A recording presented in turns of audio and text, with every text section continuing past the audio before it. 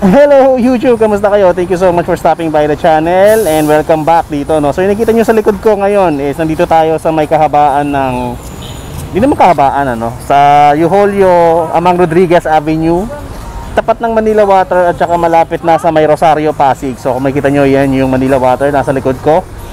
And nandito tayo ngayon sa may Yohani Fashion Collection. So nakikita niyo 20% off sila ngayon sa mga sapatos dito. Oh, specific naman nakalagay 20% off sa shoes. So ngayon titingnan natin yung mga sapatos na available pa na nandito. Actually nag-browse na ako ng konti. Marami-rami pa magaganda. Then yun, wag na natin patagalin, puntahan na natin to. So huwag niyo kalimutan mag-subscribe ha. Tsaka i-like tong video bago ako pumasok sa loob, okay? So tara.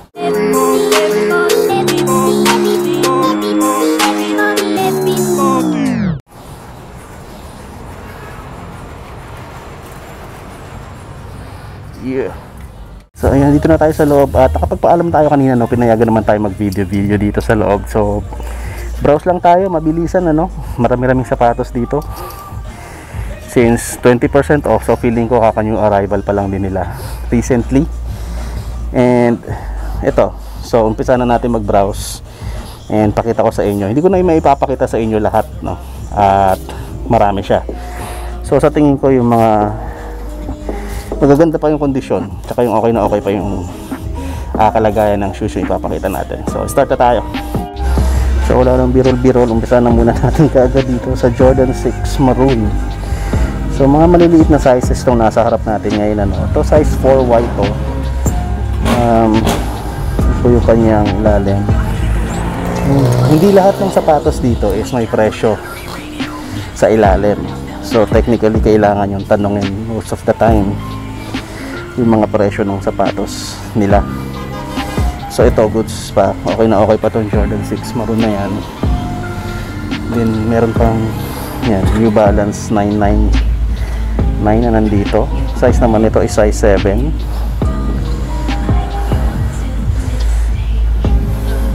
Hindi ko alam kung ano yung labeling nila ng ganyan. May 1.4, minsan may 1.8. Kaya nung tinanong ko yung isang sapatos kanina kung magkano, parang may chinek pa si kuya eh.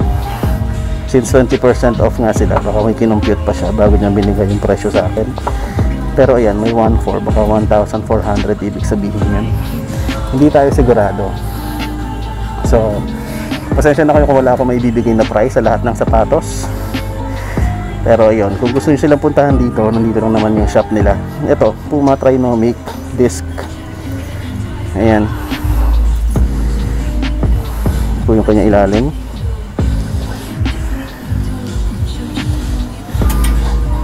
Ito yung pare. So yan na lang gagawin natin, ano. Pakita natin yung both shoes.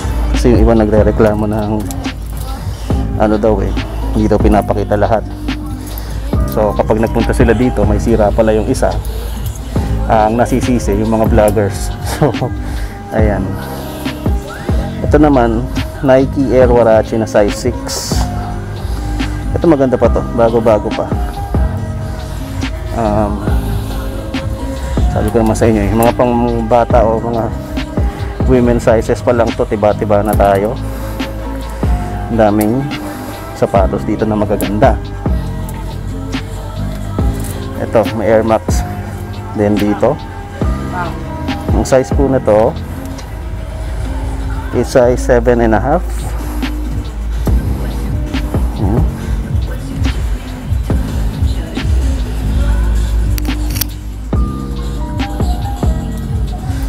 Tapos ayan, tanong na lang siguro natin kung ano yung price range ng mga sapatos nila, no? Teka. So ayun, tinanong natin si sir, no? So sila talaga yung magbibigay sa inyo ng presyo ng sapatos. Siguro yung iba may mga nakalagay na, pero yun nga. So kung kailangan o kung gusto nyo malaman yung prices, kailangan nyo talaga magpunta dito sa shop. So ang maipapakita lang namin sa inyo is yung mga available, which is yung mga ganito size and condition ng sapatos. Tulad na itong Adidas Falcon na to, may mga konting dumi lang siya, size 8 po.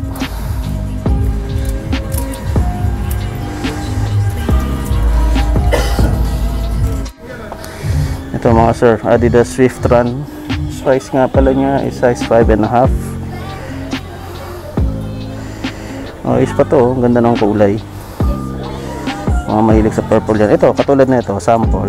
May price na nakalagay. 1,080 less 20%. So yun, mga ganun example. So hindi lahat may presyo. So yung mga walang prices na makikita natin, yun yung kailangan yung i-confirm dun sa mga tao dito or bantay dito sa shop nila. So ito maganda, Nike Cortez. Size nito is size 6.5.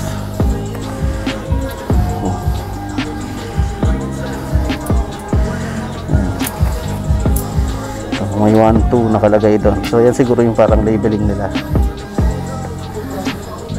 Katabi niya is itong floral. Ang ganda na ito, size 6.5 na Air Max 1. Wala naman ako nakikitang diferensya dito. Ang ganda lang nung kanyang upper, parang sakura. Outsole niya. And then yung pares niya is nandito. Ayan. Ganda na ito, linis na ng mga sa to. Tanong nyo na lang yung presyo dito, hindi ko na may tatanong yan pa isa-isa. So yun lang, kailangan nyo talaga punta sa shop. So ito, meron din dito Nike Dunk na pang kids or pang women, size 6 po. Ang ganda na ito. Outsole. Ito mga sir, Yeezy 350. Hindi ko lang alam kung anong tawag dito sa colorway na to. And regarding legit checking, kayo na po bahalang tumingin. Malambot naman yung boost niya. Pero mga ganitong 350, mahirap nang tingnan to. So kayo na po bahala. Ang size po nito, again, is size 5, 36 euro. Ayan. Ito po, size 7 women's na Nike Air Max 90.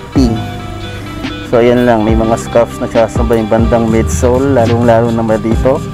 Hindi po crumbling yan, scuffs lang po. Okay pa naman yan, kasi see-through pa yung kanyang air bubble, meaning hindi pa magka-crumble yan. Pwede pa yan. Yun po yung outsole. Yung kabilang pares, okay din naman. Wala naman masyadong paint chips, no? So, ayan, wala rin tong price. Itong mga sapatos na pang babae o maliliit na sizes, bigyan ko na lang kayo ng mabilis na browse through or B-roll, no? Para lang makita ninyo yung mga selections dito. And then, diretso na tayo dun sa mga men's sizes.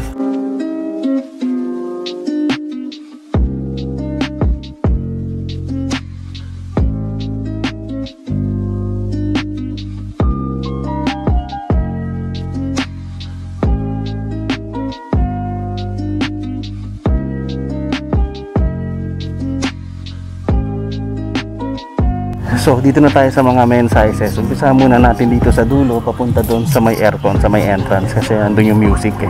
So dito, ay, may speaker din pala dito, so parang nonsense din. Pero sige, umpisa natin dito, then browse through tayo papunta doon. Umpisa natin dito sa size 8.5 na Nike. Ano ba to mga sir? Nike Kaishi ba to? Hindi ko alam yung tawag eh, pero mukha siyang Roshi, di ba? 1,880 po yung kanyang price. Kompleto pa naman, insole, cintas and all. Ito mga sir, Adidas Climacool na size 10.5. Wala nga lang siyang cintas, ano, pero complete all naman. May insole pa din siya. O, wala naman talaga siyang insole kasi Climacool nga siya. So cintas na lang kailangan ninyo. Yun yata yung pangalan ng sapatos, Attune CC. Reebok running sneaker size 9.5. Okay pa naman to. Okay pa rin yung kapares niya. Yun po yung outsole.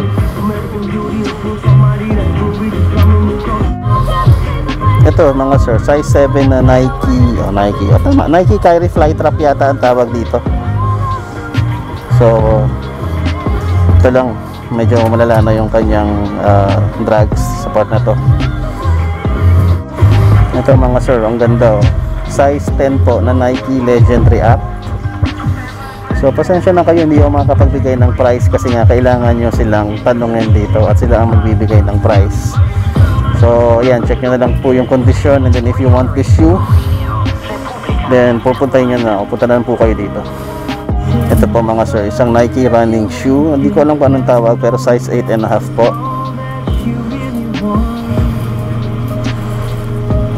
$1.6 yung nakalagay, so hindi ko alam kung ano yung sabihin yan. Okay na okay pa yung outsole na ito, walang masyadong drags.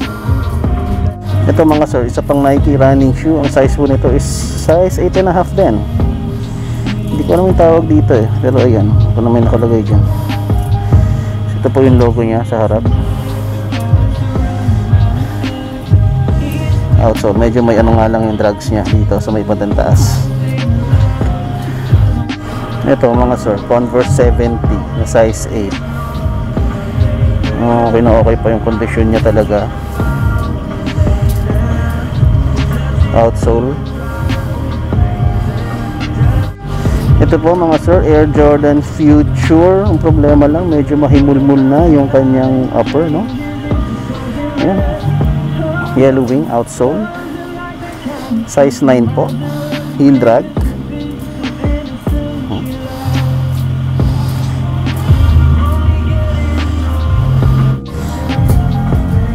Ito mga sir, size 8 na Nike Air Max sneaker.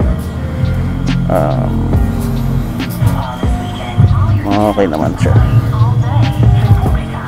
Maganda pa yung kondisyon, ano? Linis lang siguro katapat.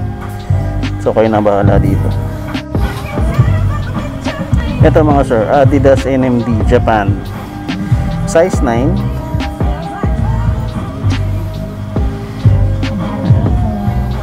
Hindi ko alam kung initiman lang yung kanyang boost o talagang itim siya. Sa ilalim niya white, and matindi na yung drags ng sapatos. So wala rin siyang price, so kayo na bahala magtanong dito sa shop. Meron tayo nakita ng Adidas Frozen Yellow dito. Hindi ko naman sinasabing legit siya, pero ipapakita ko na lang din, baka merong magkagusto sa inyo. Ang size po nito is size 10.5 yata. Size 10 pala siya. Size po nito is size 10. So ayan, pakitignan nyo na lang po. Dumi na dito, so kayo na bahala. Nag legit check. Outsole. Ito mga paps, astig to. Itong Puma Clyde na to, ang ganda eh, oh. Hapon na hapon yung dating, pati yung ano nya, insole.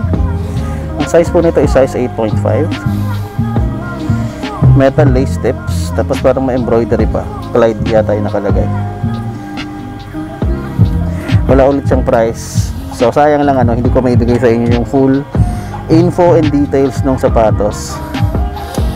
At sayang.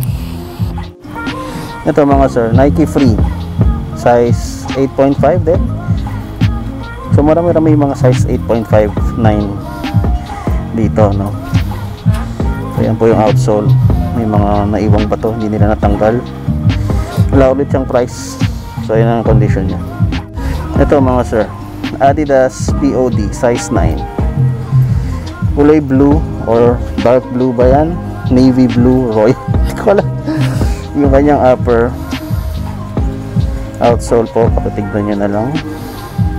Ayos pa, no? Ito lang yung parang pinaka-damage niya. Yung tas-tas yun dito sa may bandang dila. Pero aside from that, wala naman ako nakikita dyan sa specific na sapatos na yan. So tignan natin yung kabila. Parang ganun din, may tas-tas din. Pero separation, wala naman. Boost madumi lang, medyo yellow. And solid pa yung outsole. So good na good pa. Vans Ultra Cash na size 9. Slip on. Canvas upper. Ayan po yung kanyang insole.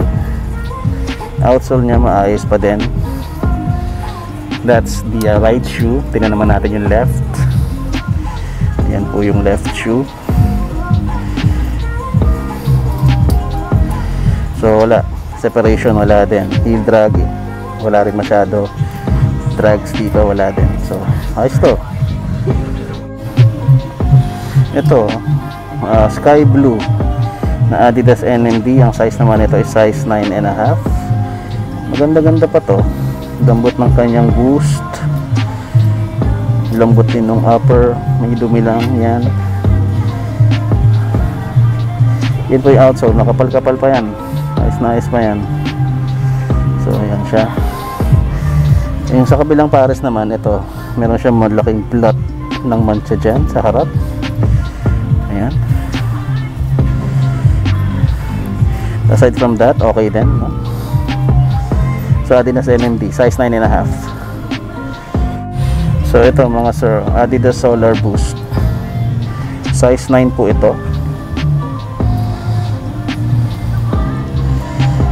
Kompleto pa, may insole, may sintas, no damage, no sole set.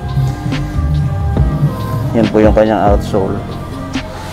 Yan po yung right shoe. Ito po yung left shoe. Same condition, kahit yung kanyang knit material dito, yung sa stripes okay na okay pa. So wala rin naman masyadong damage. Kahit yung boost niya medyo maputi pa. So ayos na ayos pa yan. Outsole. Price, alam niyo na, tanong na lang sa shop. So medyo marami-rami yung customer nila na pumasok dito sa may bandang site kung saan tayo nagvo-vlog. So gilid muna tayo, no? Siyempre pagbigyan muna mga importante, makakita ng mga gusto nila yung customer. Kumpara dun sa pag-vlog natin, ano. Tinanong ni Bossing yung bantay kanina tungkol dun sa isang sapatos na Puma. Hindi ko pa na ipapakita sa inyo yung Puma na yun. So ngayon hawak-hawak na yung sapatos, no? Nung tinanong niya yung price, ang sabi niya is 1,260 na lang. So kung hindi nila kukunin yun, and then may bibigay ako sa inyo isang full detail ng sapatos kung magkano siya. Ayan, papakita ko rin sa inyo yun kapag hindi nila kinuha. Yun yung sapatos na tinutukoy natin. So gusto talaga ni Sir Billy. Tanong niya siguro kung may bawas pa. Ito mga sir, meron sila Air Force 1 na 10.5. Yun yung leather quality niya, ano.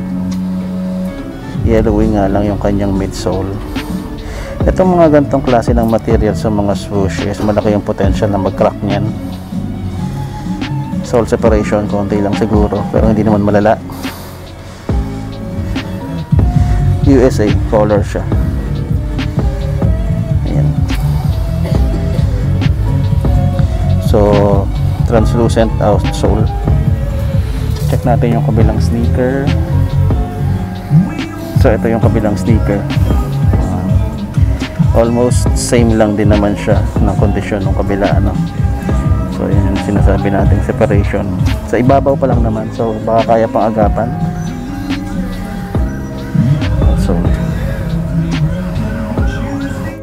So ito yung sapatos na sinasabi natin na pinupuntirya ni Sir, no? 1,260 yung sabi sa kanya kanina. Size 10 po na Puma. Ganda pa to, ayos na ayos pa. Puma RXS or Axis pala, sorry. Puma Axis. So ito po, size 9.5 na Nike Tailwind. Separated na nga yung kanyang toe cap. Then madumi yung kanyang upper. Pero regarding sa midsole and dun sa air unit niya, wala namang problema. May tas-tas nga lang yung lining or sack liner dito sa taas. And may insole pa po. Outsole. Since mayroong issue yung isa, check natin yung isa. So ganun din, ano? Separated din yung kanyang toe cap. Same condition lang din naman. Ito walang damage yung sack liner. And may insole. So ito mga sir, size 10 na A6 Gel Light 5. Wala nga lang siyang sintas pero may insole pa. Separation, meron ba? Parang wala din naman. Ganda yung upper nito eh, makinis yung kanyang suede material. Outsole. So ganun lang din naman yung kabilang sapatos. Same condition. Walang sintas, may insole, makinis, malambot. Ayan. So tinanong natin kung magkano yung Footscape Magista na nakita natin. 1,480. May less na yan. 1,180 pala yung less yan. 1,180 na lang. So 1,180. Original price 1,480. 1,180 na lang siya ngayon. So ito mga sir, Footscape Majesta na size natin, size 9.5, 1180 na lang, and natatempt akong bilhin siya. Matagal na tayo naghahanap ng gantong sapatos at napaka-rare nito sa ukay at hindi yata ito nirelease dito. So ako kayo ng full on details nito. 1180, 1,200 na lang mga sir. Makinis-kinis pa, oh. Ito nga lang yung sa likod, may mga marks na ng mancha. So outsole nya pwede pa eh. Ito yung kabilang sapatos. So ayusin natin to.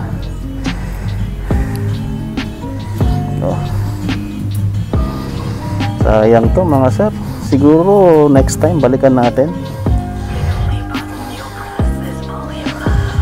Ayan siya. Ganda ng upper na ito. So sa taas meron tayong nakitang KD5 na size 10.5. Ito yung manipis yung dila eh. Kung gaano kanipis yung katawan ni Kevin Durant, yung ganyan din kanipis yung dila. So ayan siya. 1880 ang nakalagay dito. So less 20 nyo yan mga sir. Siya. Merong Air Max 0 dito pero hindi ko alam kung legit siya. Size 8.5 po ito. Yan, pakita ko na lang sa inyo na mabilis. Ayan. Meron tayong nakitang Lebron sneaker dito. Size 9.5 po ito. Hindi ko alam kung anong Lebron Ambassador ba to o Witness. Ayan lang, may damage dito. Midsole creasing. Yan, medyo deformed na yung collar nya. Na yung outsole. Yan, heel drag. And tingnan natin yung isang pares. So same, no, deformed na yung line or yung collar. Damage din dito. In fairness, wala naman siyang sole set. And same condition ng outsole. So ito galing sa ilalim, ikatago. Size 8 na Vans Old School Premium Leather. Ito niya parang croc skin yung kanyang upper material. Ayan po. Then ito Adidas Ultra Boost na size 9.5. Dumi lang na, no? Sobrang dumi lang niya. Parang V4 yata ito. Yun po yung kanya outsole. So kayo na bahala humusga mga sir. Ako pinapakita ko na lang sa inyo yung condition since yun lang yung kaya kong gawin. Ang kaya ko lang maibigay, condition, size, then yung price kung meron man. Pag wala, kailangan yung itanong. Ayan, Adidas Ultra Boost Air Force 1 dito na premium din. Ang size nito size 8 naman. Ayan, matindi lang yung kanyang creasing pero okay na, okay pa yung outsole, no? Ang problema. Ayan, Air Max Air Force 1. Ito mga sir, size 7.5 na Nike Zoom All Out. Okay, no?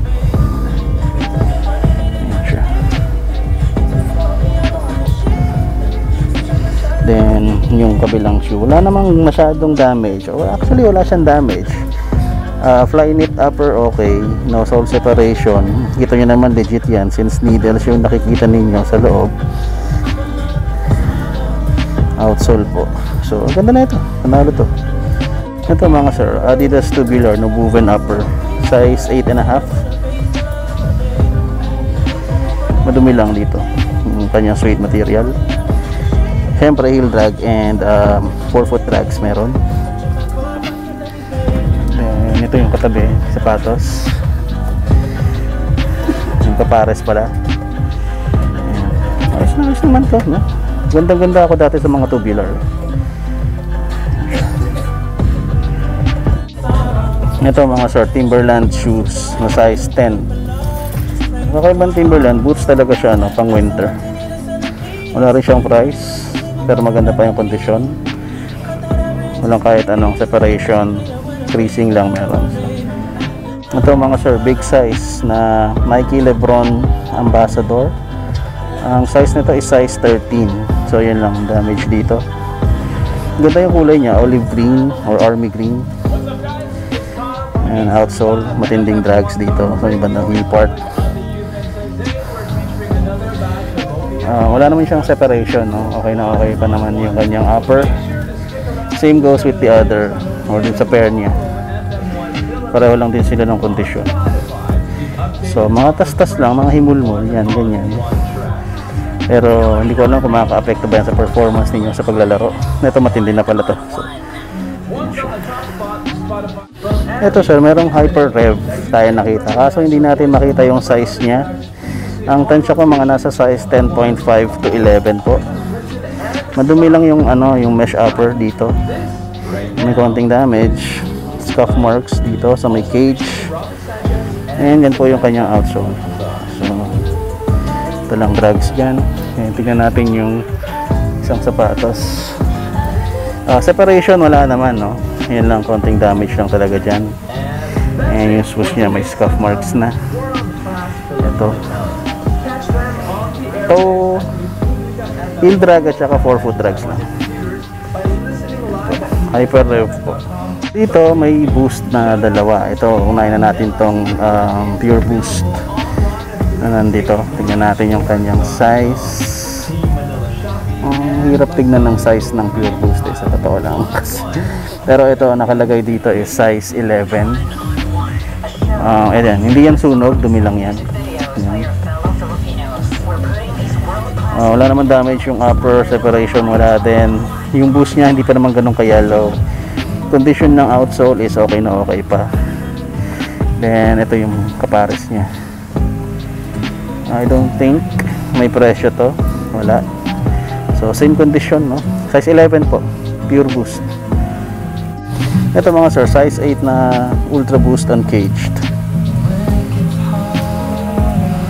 Yung scuff marks lang, natural lang yan sa mga gamit na ultra boost. Yellowing ng outsole, medyo obvious na.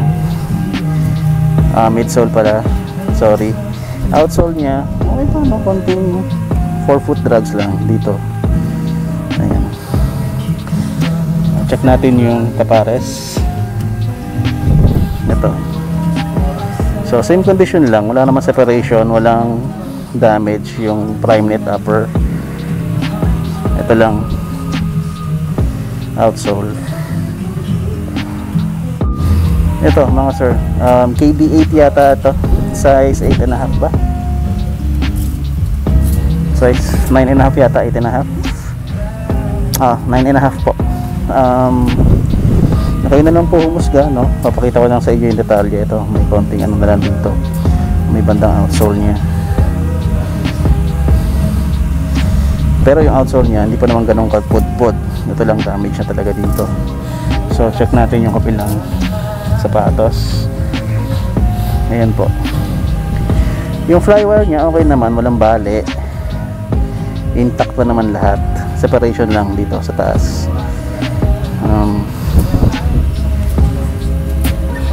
Ayan. So KD8 or KD9, I don't know. Then ito mga sir, ultra boost po na size 9, parang core black pero hindi naman, parang dark Orion dating. Maayos pa to. Okay na okay pa yung condition nito. Outsole nya ito lang, 4-foot drags lang. Tapos yung mga konting bullets dyan sa may bandang boost. Midsole nya, scuff mark sa may cage, which is natural. And ito yung kanyang kapares. Ayan.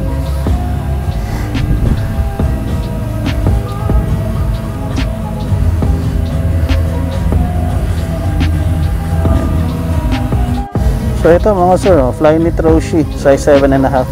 Maganda pa to at bihira ka na makakita ng ganito. Yan yung upper nya.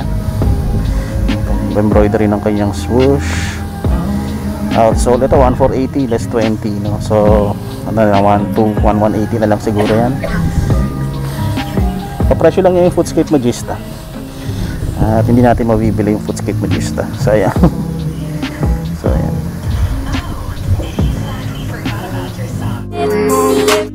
And that's it mga sir, nakita nyo na yung mga sapatos, no? Hindi ko pa naipakita lahat yun, ano? Sobrang dami pa dyan. Kung nakikita nyo dito sa likod ko, yan, marami-rami pa yan. At hindi ko naipakita sa inyo lahat yan. Most of yan, mga pambabaeng size, karamihan naman na ipakita natin sa inyo is yung mga panlalaki, mga men's sizes. So kung gusto nyo puntahan yung mga sapatos na ipakita ko dito sa vlog at bilhin, kailangan nyo talagang tanungin yung bantay kasi titignan nila, may code silang tinitignan sa ilalim, and then pupunta sila sa counter, then doon nila i-check kung magkano yung sapatos. Tinanong ko yung isang bantay dito kung may price range ba sila, sabi nila kasi wala daw, sila daw yung nagpe-presyo. So yun, mahirap lang pumukaw ng attention ninyo doon sa mga ipinakita natin dito. Then nandito lang yan, kanto lang yan ng Rosario at saka ng Julio Amang Rodriguez Avenue, tapat ng Manila Water, malapit sa Rosario at saka sa Jollibee. Ilalagay ko na lang yung link ng mapa dyan sa description box para rin hindi kayo mahirapan. So yun, sana nagustuhan ninyo yung vlog natin today dito sa Yohani, tama ba? Yeah, Yohani Fashion Collection. At magkita-kita tayo sa next vlog. So huwag niyo kalimutan mag-subscribe at paki-like yung video, and then paki-share na rin, no? So peace tayo lahat mga sir. Goodbye.